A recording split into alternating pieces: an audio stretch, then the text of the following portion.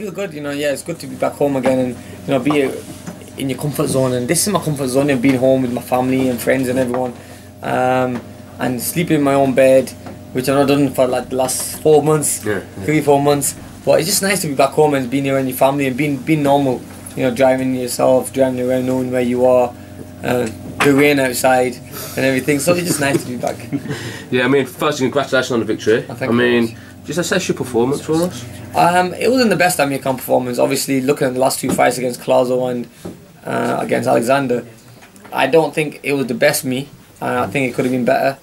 I don't know if I'm being hard on myself, but I know I was capable of having a better fight or performing a little better. But then on the other hand, you have to have a lot of respect for Chris Algieri. He did come to fight and wanted to win. He obviously changed a lot in his career by changing trainers and having a long training camp.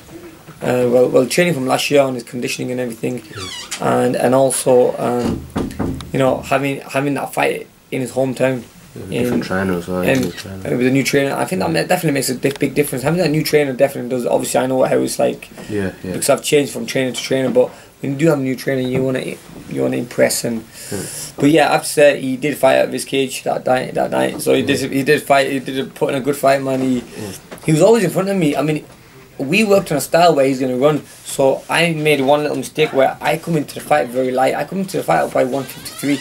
Never been that light for any fight. Yeah, they've seen a big size difference. I mean, size difference, yeah. Yeah, you could see it in the ring. I mean, but I think people are kind of paid a little bit less respect to Algieri. I mean, they did, man. Yeah. This is a guy that got dropped twice in the first round by a power punch and come back and won. He got dropped 6 times by Pacquiao and got to points. Yeah. So he's a durable guy. He's a durable guy, and I think with the Pacquiao fight, because Pacquiao put him in a couple of times, people thought I was going to stop him and knock him out or get him out early.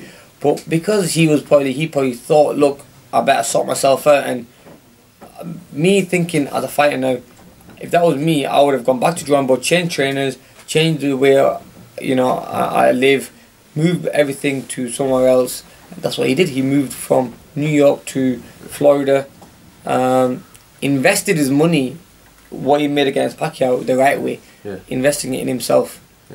And his training. So he moved from New York to Florida. John David Jackson was his trainer. Got a decent trainer there who also trains Kovalev in it. Kovalev, yeah. And obviously worked on his height, his reach, the right way. And then we never expected him to move forward as much as he did.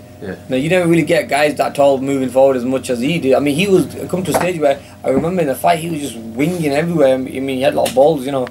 He was just fighting. He just didn't want to take a step back. So a lot of respect to him, man. I mean, he fought with his skin. So I really think I fought the best Chris Algieri there's ever been.